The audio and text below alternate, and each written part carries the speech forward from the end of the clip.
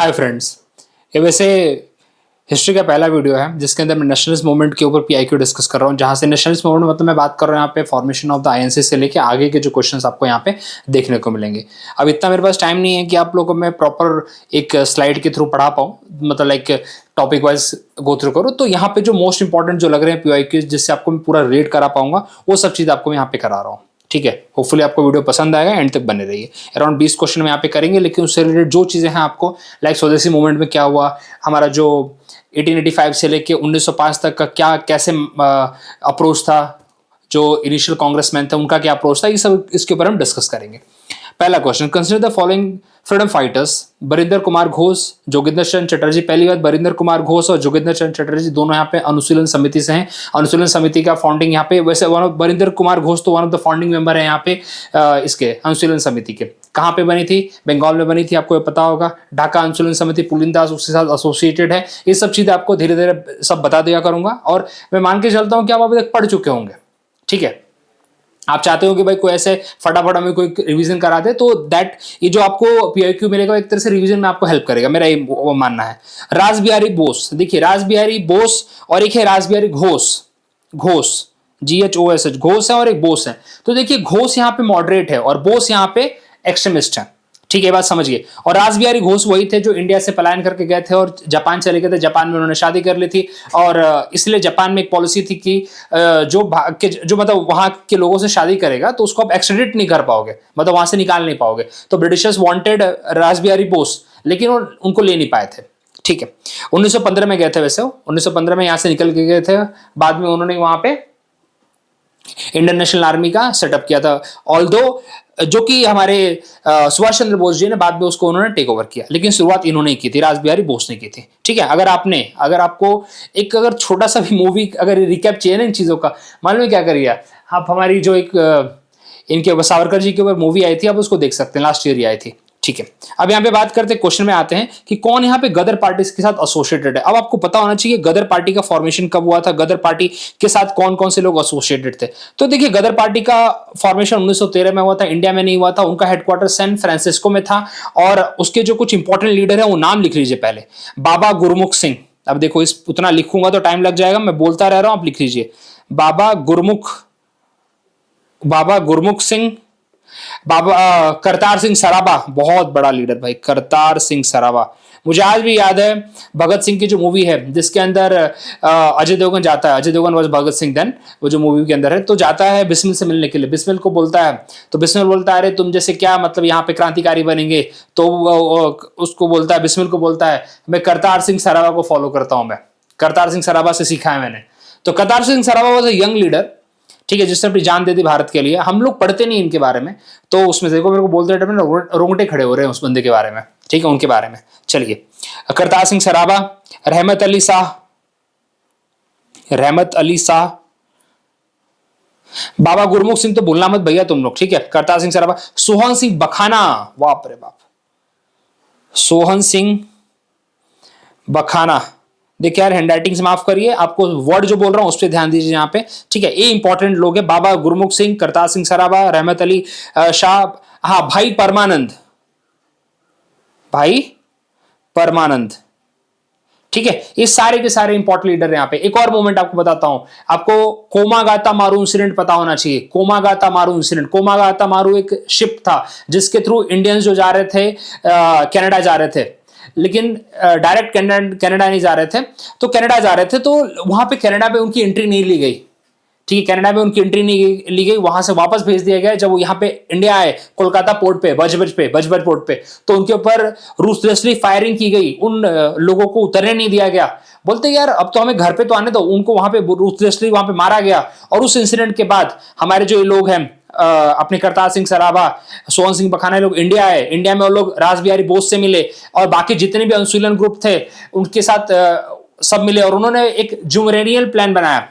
ठीक है, जुमरेनियल प्लान का मतलब था कि एक ऐसा प्लान था जिसके थ्रू लोग ब्रिटिश को ना उखाड़ फेंकना चाहते थे। ये प्लान ऑफ एक्शन था उनका, लेकिन वो प्लान ऑफ एक्शन अगेन हमारे ट्रेटर्स जो होते हैं, कहीं ना कहीं कोई भेदिया निकल जाता है, उसकी वजह से क्या हो गया कि वो प्लान फ्लॉप हो गया। उसके अंदर भाई हमें देखने को मिलता है कि हमारे जो बग्गा जतीन, ठीक है, बग्गा जतीन जो थे वो बालासोर में उनकी डेथ होती है, ओके, और फिर वो प्लान क्या हो जाता है, फ्लॉप हो जाता है। ठीक है, अब एग्जाम में आपसे क्या पूछा जाता है, एग्जाम में एक और क्वेश्चन पूछा जाता है, पूछा गया है एक्चुअली, पूछा गया था, पूछा गया है आप लोगों से कि गदर पार्टी का जो हेडक्वार्टर था कहां था, वो था सैन फ्रांसिस्को में, इंडिया के बाहर था। ये लोग इंडिया के बाहर एक्टिव थे वैसे। ठीक है, अच्छा क्वेश्चन का आंसर बताता हूं, रास बिहारी बोस थे। रास बिहारी बोस यहाँ पे गदर पार्टी के साथ एसोसिएटेड थे, he was active with it. ठीक है, और जो जतिन मुखर्जी हैं, जतिन मुखर्जी यहाँ पे वही बोल रहा हूं ना, जो अटेम्प्ट इन्होंने किया था, रिवॉल्यूशनरी अटेम्प्ट जो था 1915 का, ये लोग फेंकना चाहते थे ब्रिटिश एम्पायर को यहां से। मास मूवमेंट नहीं, रिवॉल्यूशनरी करेंगे, मतलब वही एक तरह से क्रांतिकारी अटेम्प्ट होगा, गन ऑन यूज की जाएगी सब। बालासोर में जब बग्गा जतिन गया बालासोर में, आर्म्स एंड एम्यूनिशन जो आ रहे थे जर्मनी से उसको लेने के लिए, तो वही किसी ने भेद खोल दिया था भाई, और वहां पे गोलीबारी हुई, बग्गा जतिन वहीं पे मारे गए क्या, शहीद हुए, प्रॉपर टर्म है। और फिर इनका जो प्लान था फ्लॉप हो गया। उसके बाद रास बिहारी बोस यहां से निकल के जापान चले गए, और फिर the story goes like this. ठीक है, चलिए, और तो चलिए, रास बिहारी बोस यहाँ पे, वीरेंद्र कुमार घोष, जोगेंद्र चटर्जी, ये लोग तो अपने अनुशीलन समिति से एसोसिएटेड है। दुनिया भर के क्वेश्चन आपके अनुशीलन समिति के ऊपर भी पूछे गए, रिवॉल्यूशन एक्टिविटी भी करा दूंगा। देखिए यार, मैंने अपने बोलने से ज्यादा कराया है यहाँ पे चीजें, कोशिश करूंगा जितना ज्यादा करा पाऊं यार। अब आखिरी के 10-12 दिन बचे हैं, I try my best to give the best, that's the only thing I can say. चलिए, हाँ, तो इसका आंसर क्या होगा, only 3। Which of the following is not a political method of moderates? कौन सा, अच्छा मॉडरेट, पहली बात है मॉडरेट के ऊपर क्या पता होना चाहिए कि शुरुआत कब हुई थी। 1885 में कांग्रेस का गठन हुआ था। कहां पे, गोकुलदास तेजपाल संस्कृत कॉलेज में इसका गठन हुआ, सॉरी ये हुआ था, क्या बोलते हैं इसको, तो इनकी पहली मीटिंग हुई थी। आपको बता दूं, मैं गोकुलदास तेजपाल संस्कृत कॉलेज में मेरा एक बार सीडीएस का सेंटर आया था, हमारे तो मुंबई में ही है ना, तो मुंबई सेंटर आया था। और एक वैसा एक हिंदू कॉलेज में आया था, तो हिंदू कॉलेज से मैं देखा था कि भाई अपने दादा भाई नौरोजी पढ़े हैं, अम्बेडकर जी पढ़े हैं, तो मैं लगे वाह, ऐसे इस कॉलेज अगर मिल जाए तो फिर क्या ही बात है। चलिए, सामने मरीन ड्राइव था, मतलब वाह क्या बात है। हाँ, तो क्या इनका कंसेप्ट था भाई, क्या पॉलिटिकल मेथड नहीं था मॉडरेट्स का। मॉडरेट्स का एरा कितना था पहले बता दो, 1885 से लेकर 1905। 1905 में जब बंगाल पार्टीशन की बात होती है, वहां से हमें देखने को मिलता है स्वदेशी मूवमेंट की शुरुआत होती है। और स्वदेशी मूवमेंट में जो लीडर्स निकल के आते, लाल बाल पाल, इन्होंने भाई आगे, अरविंदो घोष, इन लोगों ने आगे भाई लीड किया फिर, और वहां से एक्सट्रीमिज्म की शुरुआत होती है एक तरह से। ठीक है, तो देखिए, ओवरथ्रो द एलियन रूल, मतलब फॉरेन रूल को खत्म करने की इनकी बात नहीं थी। इनका मानना था हम कॉन्स्टिट्यूशनल एजिटेशन करेंगे। ये मॉडरेट्स तरीके से काम करते थे, ये लोग प्रेयर कर देंगे, पेटिशन करेंगे, ये इनके तरीके थे।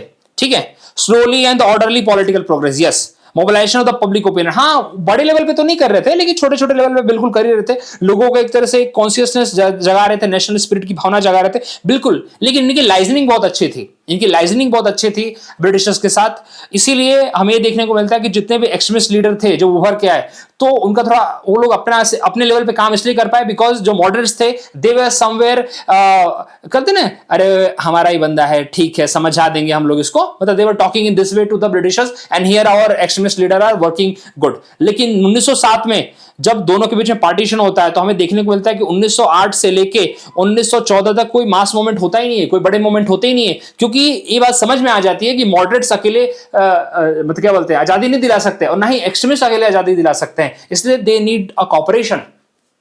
ये बात उनको बहुत लेट समझ में आई। इसलिए जब अपने बाल गंगाधर तिलक 1914 के बाद मांडले जेल से बाहर निकल के आते हैं, तो इनी बेसेंट से मिलते हैं, इनी बेसेंट के साथ भाई उनकी साठगांठ होती है, और फिर बात होती है कि अब हम वापस से ज्वाइन करेंगे कांग्रेस को। और 1916 के लखनऊ सेशन के अंदर जिसको लेड किया था एसी मजुमदार ने, वो भी क्वेश्चन पूछा था। वहां पे दो बड़े इवेंट होते हैं, एक होता है मुस्लिम लीग पहली बार उस सेशन को अटेंड करती है, और मुस्लिम लीग और क्या बोलते हैं अपनी कांग्रेस, दोनों इस बात को एक्सेप्ट करते हैं कि जो 1909 के अंदर क्या दिया गया है, 1909 के अंदर कम्युनल अवार्ड जो दिया गया मुस्लिम्स को, उसको हम एक्सेप्ट करते हैं, उसको मानते हैं। बाल गंगाधर तिलक ने लाइन बोली थी कि ठीक है मुस्लिम भी तो हमारे ही भाई हैं, एटलीस्ट कोई तो ग्रोथ करे, कोई तो आगे बढ़े। लेकिन मुझे लगता है वो गलती थी उनकी, ठीक है, क्योंकि अगर वो उन्होंने नहीं किया होता तो कहीं ना कहीं हमें पार्टीशन की तरफ, बोलते ना हमारा पार्टीशन हुआ, एक वन ऑफ द मेजर्स वो है सेटबैक है कम्युनल अवार्ड हमारे लिए 1909 में जो हुआ था, जो मिंटो ने दिया था मुस्लिम्स के लिए, जो दिया था ना सेपरेट इलेक्ट्रेट, उसको बोलते हैं। अच्छा, डॉक्टर राजेंद्र प्रसाद की किताब है इंडिया डिवाइडेड, उसके अंदर उन्होंने बोला who is the father of the modern Pakistan. सबको बोलते हैं जिन्ना जिन्ना जिन्ना, नहीं, उन्होंने बोला है मिंटो है, लॉर्ड मिंटो है। ये लिखते रहो यार, सब इंपॉर्टेंट है, ठीक है। तुमको लग रहा होगा यहीं से सिर्फ इसकी बातें क्यों नहीं कर रहा हूं मैं, ये सब इंटर रिलेटेड है, ठीक है। बस हमें कनेक्ट करना आना चाहिए, बस इतना बोलूंगा। चलिए अब यहाँ पे क्या होगा, ओवरथ्रो द एलियन रूल की बात, ये किसने बात की, ओवरथ्रो द एलियन रूल, ये तो हमारे एक्सट्रीमिस्ट बोलते थे ना। ये तीन तो इनके तरीके हैं, प्रेयर पेटिशन वाला तरीका तो हमारे दिस वन मॉडरेट्स का तरीका है, ठीक है। चलिए यहां पे मास मोबिलाइजेशन की बात नहीं की गई, मोबिलाइजेशन ऑफ पब्लिक ओपिनियन की बात की गई। मास मोबिलाइजेशन जो तरीका है वो एक्सट्रीमिस्ट का तरीका है, और एक्सट्रीमिस्ट और मॉडरेट्स की शुरुआत हमें देखने को मिलती है 1905 में, ठीक है। चलिए अगले क्वेश्चन पे आते हैं। विथ रेफरेंस टू द स्वदेशी movement consider the following statement. अब स्वदेशी मूवमेंट 1905 में शुरू हुआ है, पहली बात आपको पता होना चाहिए, ठीक है। अब जरा समझते हैं स्वदेशी मूवमेंट के बारे में, काफी कुछ देखेंगे। It contributed to the revival of the indigenous artisan craft and industry. बहुत बेसिक जनरलाइज स्टेटमेंट है, बिल्कुल सही बात है, क्योंकि स्वदेशी मूवमेंट में हमने देखा स्वदेशी एंड बायकॉट कि हमने इंडियनाइजेशन जो प्रोडक्ट थे उसको हमने प्रमोट किया। हमने बोला इंडिजिनियस फैब्रिक, वीवर, इनको प्रमोट करने की जरूरत है। यहां तक कि आज के लिए आपको बताता हूं, अगस्त 7 तारीख भूलिएगा मत, इसको हम बोलते हैं नेशनल हैंडलूम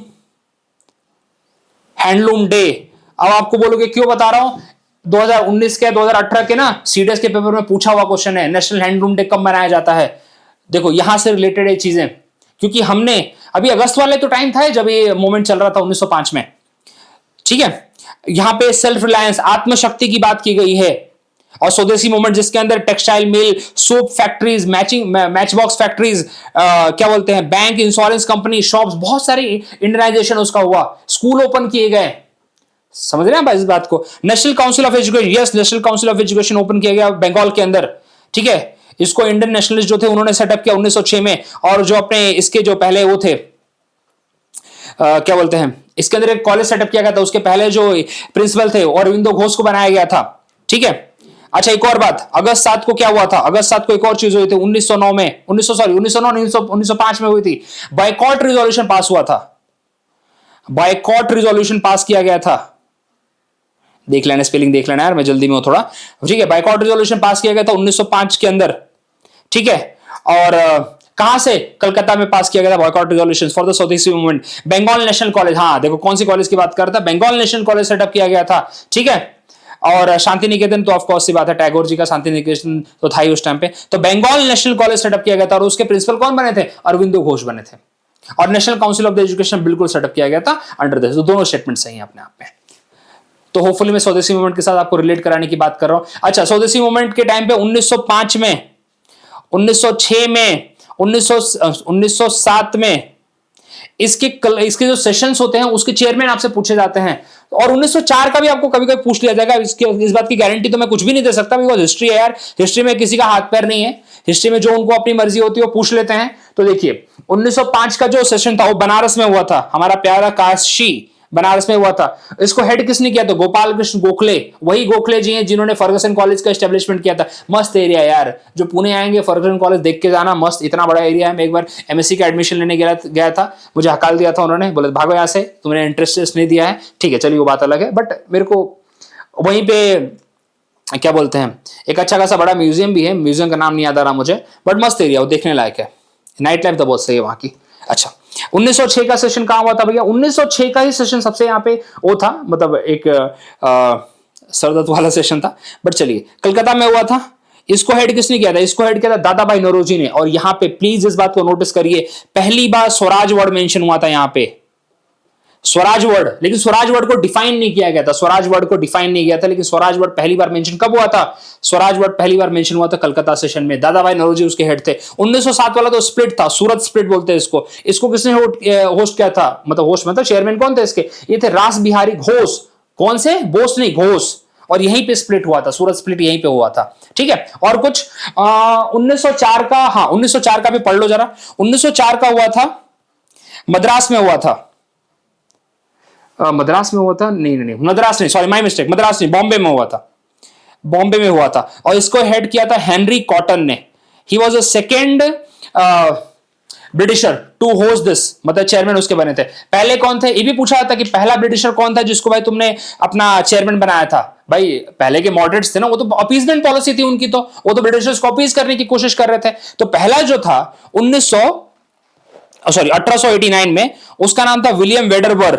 काफी अच्छा आदमी था वैसे, विलियम वेडरबॉर्न, WEDD वेडर बॉर्न, ठीक है, वेडर बॉर्न, उसको यहां पे बनाया था, पहला था। अरे यार गलती हो गई, शिट, माय मिस्टेक। इससे पहले एक और था, सॉरी माय मिस्टेक, कुछ तो भी गलत बताया आपको मैंने। गलत क्या बताया? सीक्वेंसिंग गलत बता दिया, नाम तो सही है। 1904 में हेनरी कॉटन सही है, 1889 में विलियम वेडरबर्ग सही है, और 1888 में इसका नाम था जॉर्ज यूल। ठीक है, तो पहला ए था, दूसरा ए था, तीसरा ए था, बस ये दिमाग में रखेंगे आप। चलिए, अच्छा, दो तीन चीज, अब कांग्रेस सेशन की बात हो रही तो दो तीन चीज और बता देता हूं मैं। अब आपको पता होना चाहिए कि वंदे मातरम कौन से सेशन में गाया गया था। वंदे मातरम गाया था 1896 में। कौन सा सेशन है? कलकत्ता का। अच्छा, कलकत्ता बहुत चीजों के लिए फेमस है, बाय द वे बताऊं आपको। 1896 में कलकत्ता सेशन, इसको किसने होस्ट किया था? होस्ट मतलब इसके चेयरमैन कौन थे? इनका नाम था रहमतुल्लाह सयानी जी से याद करिए, रहमतुल्लाह सयानी जी थे। वंदे मातरम गाया। वंदे मातरम किसने लिखा है? चटर्जी ने लिखा है, ठीक है, चटर्जी। देखो नाम, देखो फटाफट में नाम दिमाग से इसके वजह था। कौन से चटर्जी थे? अब आप लिख के बताइए कौन से चटर्जी थे वो, ठीक है। देखो मेरा दिमाग उसी में घूम रहा है, चटर्जी। चलो ठीक है, चलिए चलो आगे बढ़ते हैं, ओके। और उसके बाद और क्या बताऊं यार तुम लोगों को? हाँ, 1911 पढ़ लो, क्योंकि कलकत्ता की बात करो ना यहाँ पे मैं, तो 1911 भी बहुत इंपॉर्टेंट है हमारे लिए। 1911 कहां हुआ था? उस 1911 का हेड किया था विशन नारायण धर। तुम बोलोगे 1911 तो कोई पूछता नहीं है, ऐसा तुमको ऐसा थपरा दूंगा ना मैं। देखो 1908 से लेके 1911 तुमको ऐसे रट जाना चाहिए। क्यों? ईपीएफओ में एक बार उन्होंने ऐसे ही पूछ लिया था, 1908 से लेके 1911 का मैच द फॉलोइंग करो।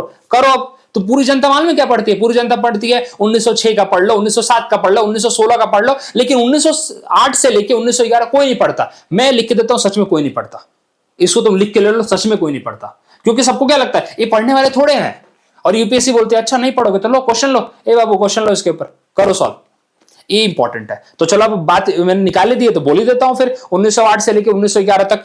1908 का कौन था? मद्रास में हुआ था।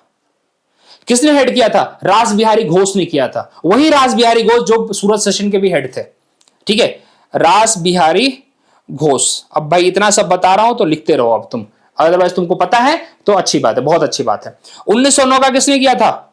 1909 क्या किया था? मालविया जी ने, MMM, मदन मोहन मालवीय। इनका M क्यूब से याद करता हूं मैं, M क्यूब, मदन मोहन मालवीय। ऐसे भारत रत्न मिला हुआ है इनको, बाय द वे बताऊं आपको मैं, ठीक है। और कहां पे किया था? लाहौर में, लाहौर, ठीक है, लाहौर अपना ही पार्ट होता लेकिन क्या करें। उसके बाद 1910 इलाहाबाद नहीं बोलना चाहिए, प्रयागराज बोलना चाहिए, बट उस टाइम तो इलाहाबाद ही था ना वैसे, ठीक है। कौन है? विलियम वेडरबर्न, वही विलियम वेडरबर्न जो 1990 जिसने 8 में किया था, करेक्ट? नहीं 1998, सॉरी 1990 नहीं रे, 89 में किया था विलियम वेडरबर्न ने। 1910 में भी उसी ने किया था, अरे एक अपना इलाहाबाद के अंदर। और 1911 का किसने किया था? विशे नारायण धड़। कहां पे? कलकत्ता में। और क्यों कलकत्ता में? आपको बताया मैंने, क्योंकि उस टाइम पे जनगण मन अधिनायक गाया गया था। किसके लिए गाया गया था? जॉर्ज V के लिए गाया गया था। वही जॉर्ज V जो भारत में आए थे दिल्ली दरबार करने के लिए, ठीक है। लॉर्ड हार्डिंगे उस टाइम पे वाइसरॉय था। और लॉर्ड हार्डिंगे के ऊपर क्या बोलते हैं, क्या किया था रे? लॉर्ड हार्डिंगे को मारने का अटेम्प्ट किसने किया था? रास बिहारी बोस ने किया था। वही रास बिहारी बोस जो गदर पार्टी से एसोसिएटेड है, और उसके बाद वो इंडिया से भाग गए थे। बोले चलो भागो अभी यहां से, बच गए थे वहां से बेसिकली, ठीक है, बट वो वहां से बच निकले थे। और उसके अंदर चलिए, बट इतना ही इंपॉर्टेंट है। अभी कितना रिलेट कराऊंगा यार, पूरे हिस्ट्री रिलेट कराऊंगा क्या एक ही जगह पे मैं? तो कलकत्ता बहुत इंपॉर्टेंट है। अच्छा, कलकत्ता एक और चीज के लिए इंपॉर्टेंट है। अब कलकत्ता की बात हो तो कलकत्ता भूलना नहीं है। 1917 क्यों फेमस है? क्योंकि पहली महिला कांग्रेस प्रेसिडेंट कौन? Annie Besant. कहां पे हेड करती हैं? कलकत्ता में हेड करते हैं, फर्स्ट वुमेन। अच्छा, इंडियन कौन सी हैं? 1925 में कानपुर। कौन है? हमारी कोकिला। कौन? अब नाम देख लो यार, कोकिला बहन किसको बोलते थे? ठीक है, सरोजिनी नायडू जी को, कानपुर में। अच्छा, गांधी जी ने कब किया था? 1924 में किया था गांधी जी ने। कहां किया था? बेलगाम में किया था। और कुछ यार एक एफकेट में एक फालतू क्वेश्चन आया था, बट याद रखना चाहिए। अभी क्यों इंपॉर्टेंट है बता देता हूं मैं। देखो 1927 में ना ऐलान हो गया था कि हमारे यहां पे साइमन कमीशन आ रहा है। और साइमन कमीशन में कोई भी इंडियन नहीं था, आपको बात पता होगी। साइमन कमीशन में एक मेंबर का नाम था, उसका नाम था एटली। वही एटली जो बाद में लेबर पार्टी का वो बनता है, पीएम बनता है, और उसी के अंडर हमारी जो क्या बोलते हैं इंडिया आजाद होती है, मतलब उस टाइम पे वो ब्रिटिश का पीएम था। तो वो मेंबर है। वैसे एक बात याद रखिए आप, इसके अंदर 8 मेंबर थे अपने साइमन कमीशन में। पता चल गया था कि साइमन कमीशन इंडिया के लिए आ रहा है, इंडिया के अंदर कॉन्स्टिट्यूशनल मशीनरी को चेंज करने के लिए, उसके बाद रिकमेंडेशन देने के लिए आ रहा है, इंडिया की स्टडी करने के लिए आ रहा है, लेकिन उसके अंदर एक भी इंडियन नहीं है। तो 1927 का जो सेशन हुआ था, जिसको हेड किया था एमए अंसारी जी ने, एम ए अंसारी जी ने। एम ए अंसारी भाई दे बताऊं आपको, स्वराज पार्टी से एसोसिएटेड है। ये वही स्वराज पार्टी जो 1922 में बनी थी। 1922 के गया सेशन के बाद बनाया गया था इसको। 1922 के गया सेशन किसने हेड किया था? 1922 का गया सेशन सीआर दास जी ने हेड किया था। और वहां पे ये देखने को मिला था कि कांग्रेस वापस स्प्लिट होने वाली थी, लेकिन गांधी जी ने बोला देखो भैया अब स्प्लिट मत हो, क्योंकि अब इस बार स्प्लिट होंगे तो अब बचाना मुश्किल है। तो क्या हम करते हैं, स्वराज पार्टी बनेगी, लेकिन विद इन द कांग्रेस के अंडर बनेगी स्वराज पार्टी। और स्वराज पार्टी बनती है, स्वराज पार्टी इलेक्शन लड़ती है। स्वराज पार्टी के कुछ इंपॉर्टेंट लोगों के नाम लिख लो, C R Das, Motilal Nehru, M A Ansari, Hakim Ajmal Khan, ये सब नाम है उनके। चलिए, और अगर बिहार का नाम से हुए तो श्री कृष्ण सिंह जी हैं, ठीक है, एक इंपॉर्टेंट जो बिहार के पहले सीएम बने थे। चलिए, अब और कुछ बताऊं तुमको? छोड़ो यार, इतना बता दूंगा तो मैं खुद परेशान हो जाऊंगा। आगे के लिए कुछ रखोगे? नहीं रखूं मैं। चलो अब अगले क्वेश्चन पे आते हैं। Consider the following pair. Radhakanta Deb. देखिए राधाकांत देव का तो यार एक तरह से ही was anti this Raja Mohan Roy के काफी एंटी रहे हैं वैसे राधाकांत देव, ठीक है। और अब तो क्या ही बोलना इनके बारे में। और सुरेंद्रनाथ बनर्जी काफी बड़ा नाम है भाई, दे बताऊं, ओके, बहुत बड़ा नाम है सुरेंद्रनाथ बनर्जी भैया। तो भाई सुरेंद्रनाथ बनर्जी ने क्या किया था आपको बताता हूं मैं, इंडियन एसोसिएशन को फाउंड किया था। बिल्कुल सही बात है। इनके ऊपर काफी इंपॉर्टेंट चीजें बता देना चाहता हूं। सुरेंद्रनाथ बनर्जी एंड आनंद मोहन बोस, एंड आनंद मोहन बोस, ठीक है।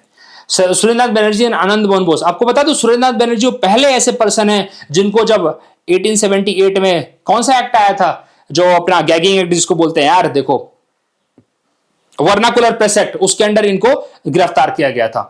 वर्नाकुलर प्रेस एक्ट किसके टाइम पे आया था? लिटन के टाइम पे आया था। उसको रिपील किसने किया था? रिपन ने किया था। रिपन के टाइम पे एक बिल आया था जिसको बोलते हैं इल्बर्ट बिल कंट्रोवर्सी हुई थी। रिलेट करिए, सब इंपॉर्टेंट है। चलिए, अच्छा बता दिया आपको मैंने हाँ, तो वही मतलब वर्नाकुलर प्रेस एक्ट के अंदर मतलब पर्पस वही था। तो अपने जो ये थे सुरेंद्रनाथ बनर्जी, उनको क्या हुए थे, उनको जेल हुई थी उसके अंडर, क्योंकि काफी थोड़ा आर्टिकल्स वैसे लिखते थे वो लोग।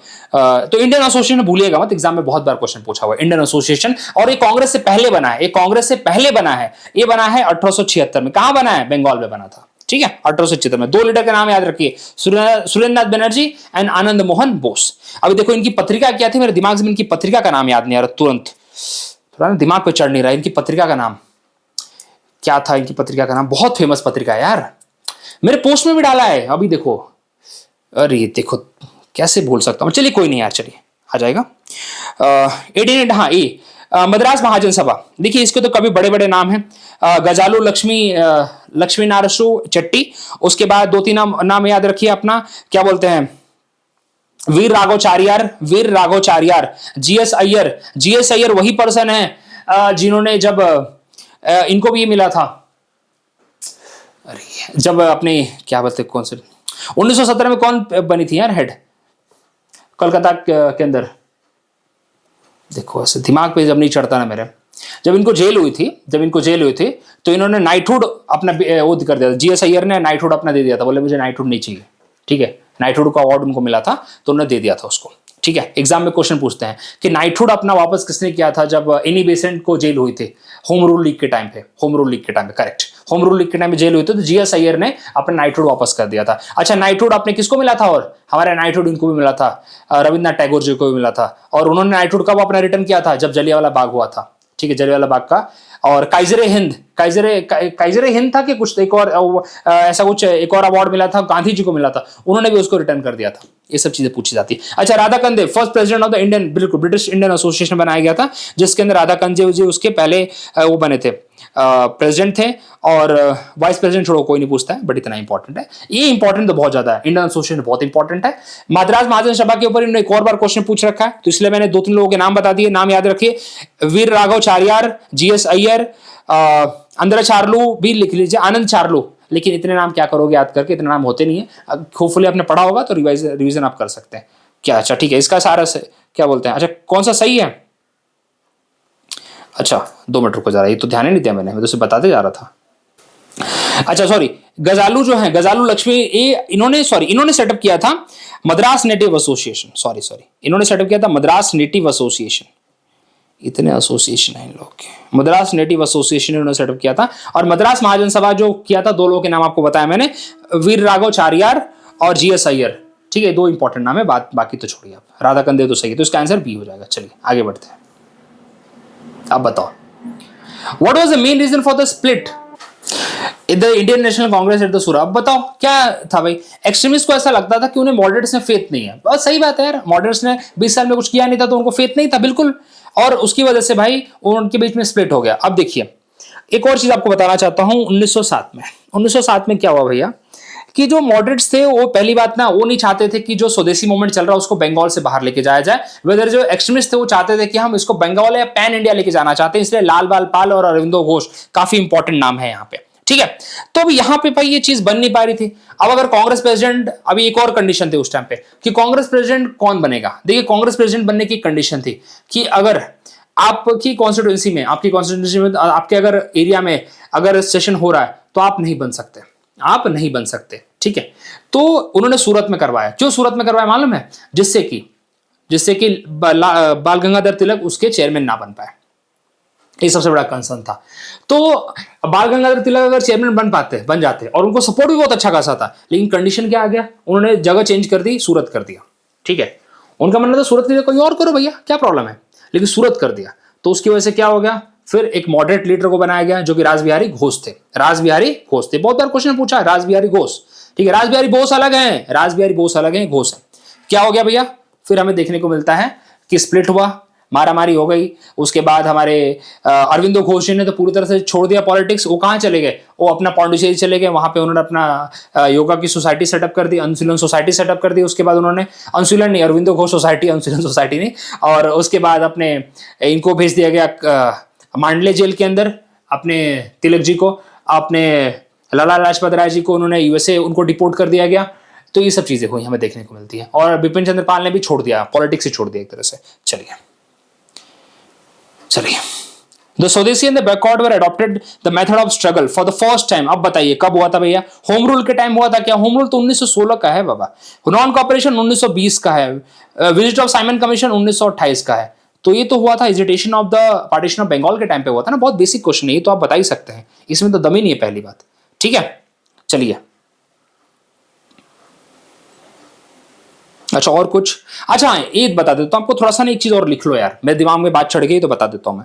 एक होता है ईस्टर्न बंगाल में था आज का बांग्लादेश, और एक था वेस्ट बंगाल जो हमारा पार्ट है आज के टाइम पे। जब डिवाइड हुआ तो कुछ क्वेश्चन आपको पूछे जाते हैं कि ईस्ट बंगाल में कौन कौन से पार्ट गए थे ईस्टर्न बंगाल में। तो पहली बात है भैया, ईस्ट बंगाल तो खुद अपने आप में गया था, ईस्ट बंगाल तो अपने आप में चला ही गया था। असम का पार्ट चला गया था वहां पे। ठीक है, उसके बाद चिटागोंग, अच्छा इनके एरिया के नाम लिख लो। चिटागोंग आपको भी पता होगा, चिटागोंग काफी बड़ी जगह है अपने बंगाल के अंदर, वहां पे ढाका गया था। उसके बाद मालदा गैप, असम का पार्ट गया ही था। उसके बाद राजशाही डिवीजन, तुमको मजाक लग रहा होगा, एग्जाम में यही देते, सीधा एक जगह का नाम देते हैं। बताओ ये कब हुआ था, इनका पार्टीशन कब हुआ था? तुम लोग ये सुना ही नहीं लग रहा है, ये तो लगता है सीधा अपने पार्टीशन इसका तब हुआ होगा जब हम लोग क्या बोलते हैं आजाद हुए होंगे, तब हुआ होगा। अरे नहीं भैया, 1905 में ही अलग अलग हो गए थे, एक तरह से डिवीजन क्रिएट हो गया था ईस्ट बंगाल और वेस्ट बंगाल में। अच्छा रीजन क्या दिया था हमारे करजन भाव ने, रीजन क्या दिया था? करजन ने रीजन ये दिया था कि क्या होगा कि यहाँ पे एडमिनिस्ट्रेशन करना डिफिकल्ट है। ठीक है, लेकिन रियल रीजन क्या था? हिंदू मुस्लिम यूनिटी को ब्रेक करना था, बंगाल में जो इंटेलिजेंसिया था उसके बीच में फूट डालना था। ठीक है, और एक चीज और देखने को मिलती है कि जैसे ही पार्टीशन हुआ उसके बाद एक ग्रुप बनता है, मुस्लिम लीग बनती है। सलीमुल्लाह खान, आगा खान, वो लोग थे जो रहे नहीं थे इंडिया में, लेकिन ज्ञान देने के लिए सब आ गए। उन्होंने एक शिमला डेलीगेशन हुआ उस टाइम पे। ठीक है, शिमला डेलीगेशन के अंदर उन्होंने मिंटो को बुलाया, लॉर्ड मिंटो को बुलाया। लॉर्ड तो बोलने का मेरा मन ही नहीं करता है, लेकिन मिंटो को बुलाया और क्या बोला, भैया आप हमारे लिए अगर सेपरेट इलेक्टोरेट कर दोगे ना तो फिर हम लोग यहाँ पे हिंदू मुस्लिम्स को बोलेंगे कि तुम लोग चुप रहो, तुम स्वदेशी मूवमेंट के अंदर पार्टिसिपेट मत करो। इसलिए देखने को मिलता है कि ईस्टर्न बंगाल में स्वदेशी मूवमेंट के अंदर मुस्लिम से पार्टिसिपेट नहीं किया था।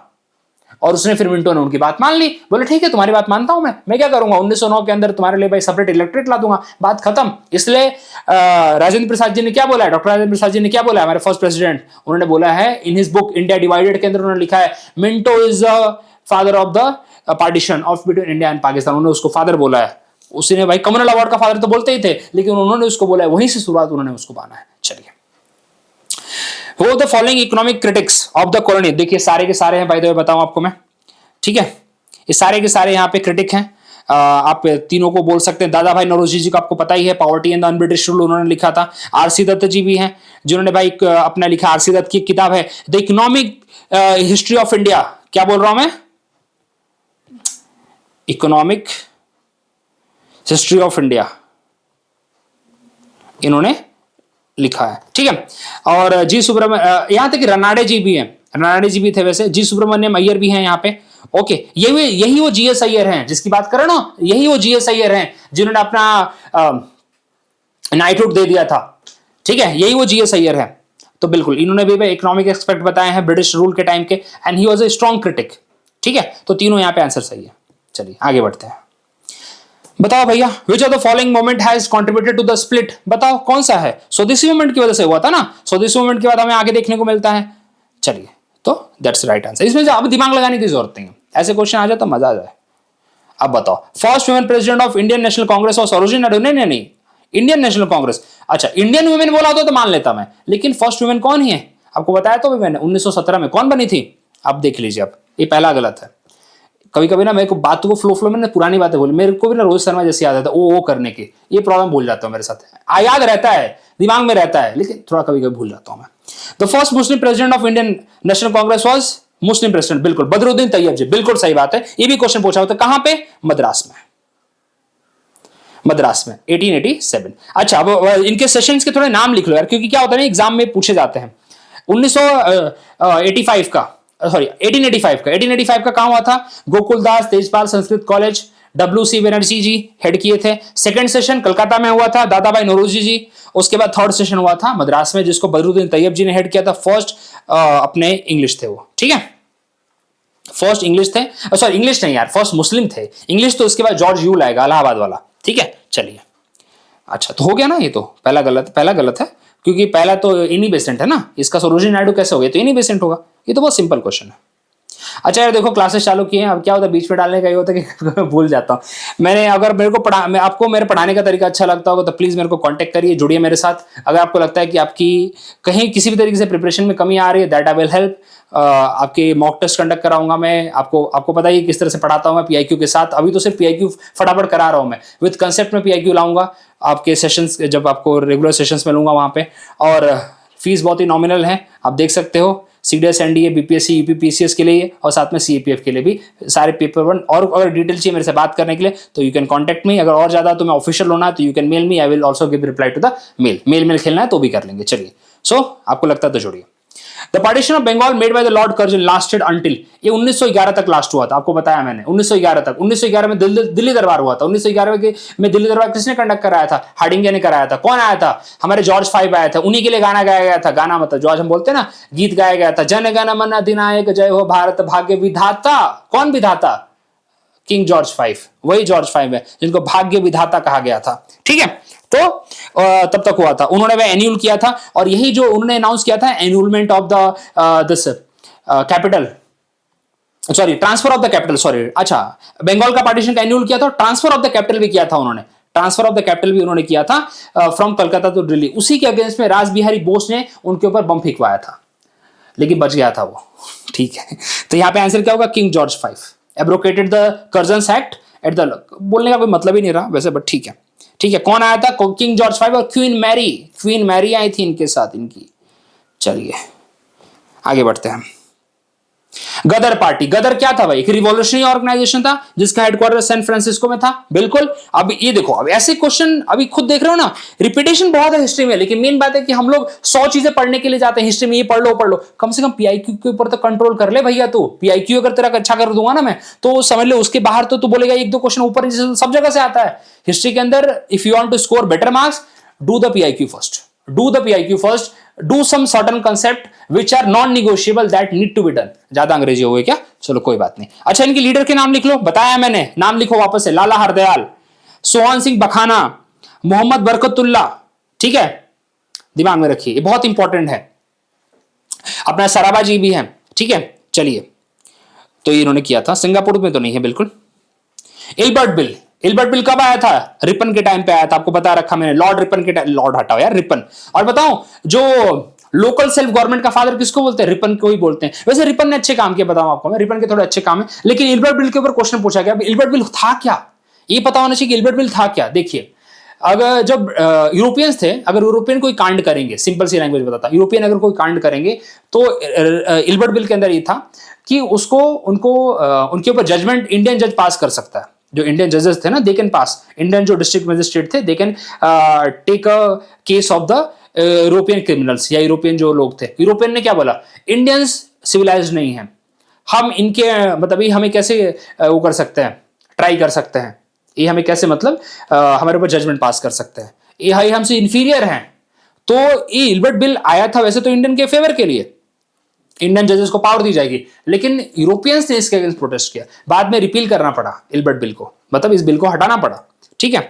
तो देखिए क्या था भैया यहाँ पे, removal of disqualification imposed on the Indian magistrate with regard to the trial of the Europeans, correct, हटा दिया गया, क्योंकि यही था ना कि यूरोपियंस को ट्राई कर सकते हैं, ठीक है, अपने इंडियन जजेस। और ये one of the main reason था, ये भी one of the main reason रहा फॉर्मेशन ऑफ द आईएनसी, ठीक है, क्योंकि इंडियंस लोग गुस्सा हो गए, बोले ये क्या, हम पढ़े लिखे नहीं क्या, इतने क्वालिफाइड है हम लोग, तो ये रीजन बना था। चलिए,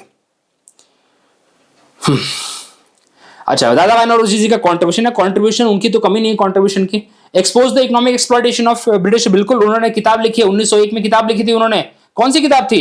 पॉवर्टी एंड अनब्रिटिश रूल, 100 बार पूछा जा चुका एग्जाम में, पहला बिल्कुल काम किया था। Interpreted the ancient Indian text and the restore the self confidence of Indians, इन्होंने इसमें, ये देखो, एक वाला काम मालूम है किसने किया था? ये वाला काम हमारे इनी बेसेंट ने किया था, इनी बेसेंट का काम है, इनी बेसेंट ने काम किया था।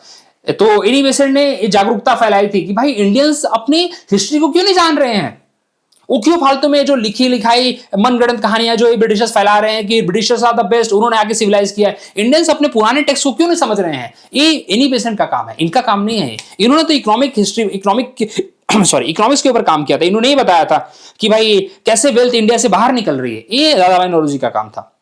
इन्होंने जाके भाई इंडिया से बाहर जाके इन्होंने भाई ब्रिटेन के अंदर इस चीज को वो स्टैब्लिश कराया था भाई कि ब्रिटिशर्स इंडिया को लूट रहे हैं, ये सब किया था इन्होंने।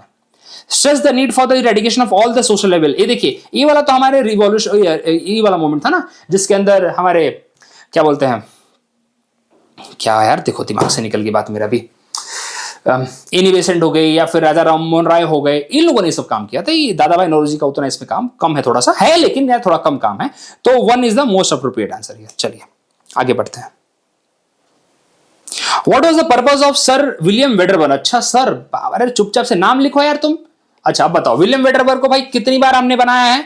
ये 2 बार बनाया ना, 2 बार बनाया आईएनसी का चेयरमैन। कब बना है? पहला बनाया है, अब देखो ऐसे भी रिवाइज करने का तरीका होता है, इतना तो आपको करा ही दूंगा यार, यहाँ पे थोड़ी जान जाए बट करा दूंगा इतना। 1889 में विलियम वेडरबर्न को बनाया गया था, कहां पे? 1989 बॉम्बे के अंदर, और 1910 में, याद रखिए, ठीक है, विलियम वेडरबर्न को बनाया था। वैसे देखो थोड़ा ढंग का आदमी था, खराब नहीं था वैसे, मतलब इंडिया के वेलफेयर के लिए उसने काम करने की पूरी कोशिश की थी, ठीक है। चलिए क्या था भैया,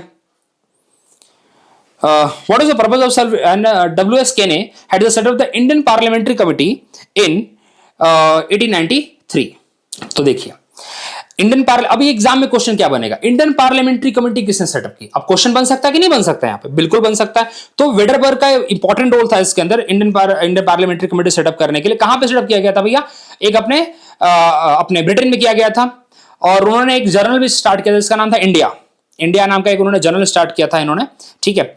और एक और पर्सन का नाम याद रख लीजिए, जो एक इस पर्टिकुलर जो कमेटी था उसका चेयरमैन था विलियम डिग्बी,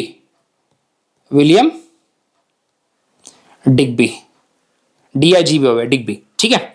और ये सब इन लोगों ने काम किया था, ये लिबरल मेंबर थे हमारे ब्रिटिश पार्लियामेंट के, और पर्पस ये था कि भाई British political reform, Indian political reform को मतलब एक तरह से और सपोर्ट करना, हाउस ऑफ कॉमन्स तक उसको लेके आना, ये सब इनका काम था। तो they have done some good works, उस चीज को वहां तक पहुंचाने में काम किया था इन्होंने।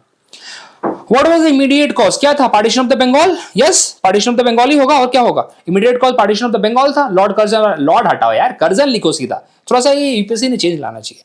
मैं अगर यूपीएससी का चेयरमैन बना होता तो ये करता मैं तो। चलिए ठीक है।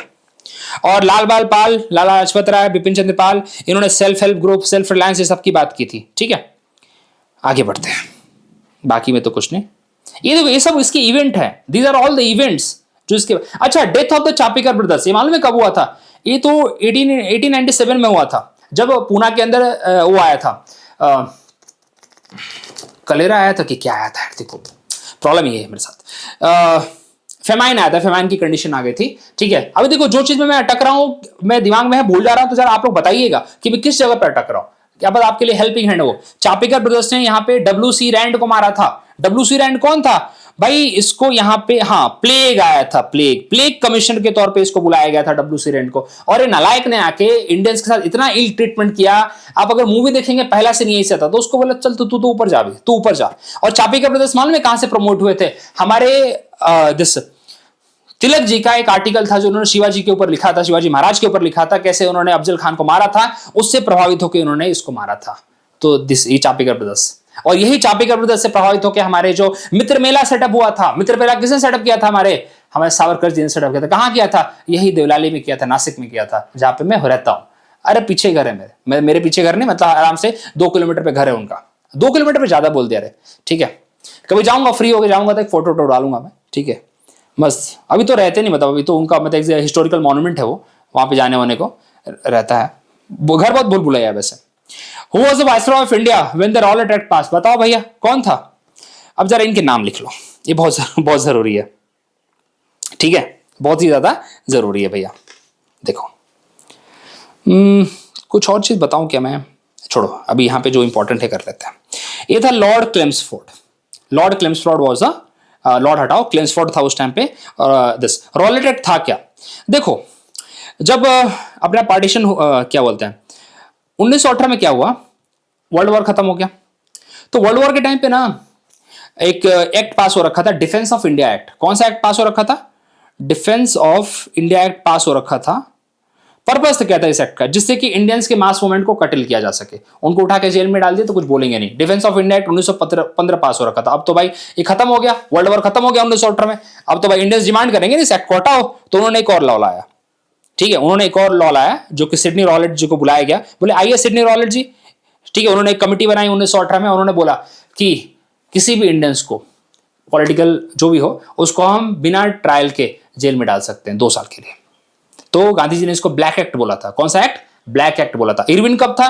इरविन के टाइम पे हमारा आया था साइमन कमीशन आया था। रीडिंग के टाइम पे क्या हुआ था? नॉन कॉपरेशन मूवमेंट हुआ था। और वेवेल के टाइम पे क्या हुआ था? वेवेल हमारा 1945 तक था, वैसे बताऊं आपको, वेवेल फॉर्मूला इसने लाया था। ठीक है, वेवेल के बाद ही आया था, नहीं 46 तक था। वेवेल के बाद आया था अपना वही जिनकी पत्नी से बहुत अच्छे संबंध थे हमारे एक पीएम के, वो आया था। ठीक है, अब देखिएगा कौन आया था। The first Congress of Indian national, अरे यार बताओ ना तुम लोग, मुंबई, हाँ मुंबई में था ना, बॉम्बे, हाँ मैं बॉम्बे देख रहा था, मुंबई में है। ठीक है, कलकत्ता में कब कब हुआ था? आपको कितनी बार बता दिया कलकत्ता का नाम मैंने। कलकत्ता में हुआ था, देखो कलकत्ता में बहुत ज्यादा सेशन हुए थे। दादा भाई नौरोजी 1886 में हुआ था। उसके बाद आपको मैंने कलकत्ता का सेशन बताया। रहमतुल्लाह एम सयानी जी हेड थे, 1896 में हुआ था, वंदे मातरम गाया गया था उसके अंदर। ठीक है, उसके बाद 1917 का बता दिया आपको मैंने, 1911 बता दिया मैंने। ये सब कलकत्ता सेशन ही है बाय द वे, बताऊं आपको मैं। ठीक है, चलिए।